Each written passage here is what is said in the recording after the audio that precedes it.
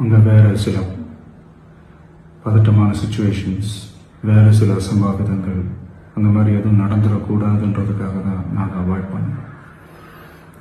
இந்த நேரத்தில் சொந்தங்களை இழந்து தவிக்கிற இத்தனை குடும்பங்களுக்கும் என்னுடைய ஆழ்ந்த இரங்கலை தெரிவிச்சுக்கிறேன். எனக்கு தெரியும், என்ன சொன்னாலும் இது ஈடையாகாதுன்னு எனக்கு தெரியும்.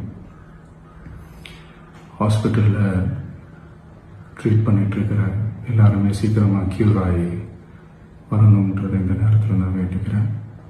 கூடிய சீக்கிரமே உங்கள் எல்லாரையும் நான் சந்திக்கிறேன். இந்த நேரத்தில் எங்களுடைய வலிகளை, எங்களுடைய நிலைமையை புரிஞ்சுக்கிட்டு எங்களுக்காக பேசின அரசியல் கட்சிகளை சார்ந்த நண்பர்கள், தலைவர்கள் அனைவருக்கும் என்னுடைய நன்றியை தெரிவிச்சுக்கிறேன். கிட்டத்தட்ட ஒரு 5 மாவட்டத்துக்கு பிரச்சாரத்துக்கு போனோம். இந்த மாதிரி எதுவுமே நடக்கல. ஆனால் கரூரில் மட்டும் ஏன் எப்படி நடக்குது, எப்படி நடக்குது?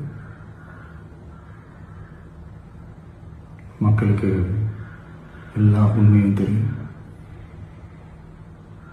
மக்கள் எல்லாத்தையும் பார்த்துக்கிட்டு இருக்கிறாங்க. கரூரை சேர்ந்த அந்த மக்கள் அந்த உண்மையெல்லாம் வெளியில் சொல்லும்போது எனக்கு கடவுளே நேரில் வந்து இறங்கி அந்த உண்மைகள்லாம் சொல்கிற மாதிரி எனக்கு தோணுச்சு. சீக்கிரமே எல்லா உண்மைகளும் வெளியில் வரும்.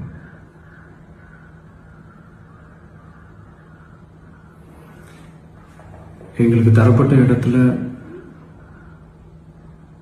நாங்கள் போய் அந்த ஸ்பாட்டில் நின்று நாங்கள் பேசிட்டு வந்தோம். அதை தாண்டி எந்த தவறும் எங்கள் சைடில் நாங்கள் எதுவும் செய்யலை. பட் இருந்தாலும் எங்கள் கட்சியை சேர்ந்த நிர்வாகிகள், தோழர்கள் மேலே எஃப்ஐஆர், அது மட்டும் இல்லை சோஷியல் மீடியாவை சேர்ந்த நண்பர்கள், தோழர்கள், அவங்க மேலே எஃப்ஐஆர்லாம் போட்டு இப்போ பிடிச்சிக்கிட்டு இருக்கிறாங்க.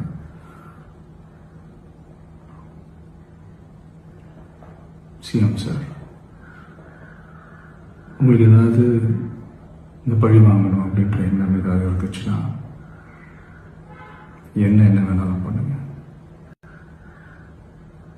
அவங்க மேலே கை வைக்காதீங்க.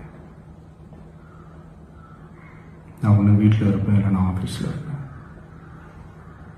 என்ன வேணாலும் செய்யுங்க. நண்பர்களே, தோழர்களே, நம்மளோட அரசியல் பயணம் இன்னும் ஸ்ட்ராங்கராக, இன்னும் தைரியத்தோட கண்டினியூ ஆகும்.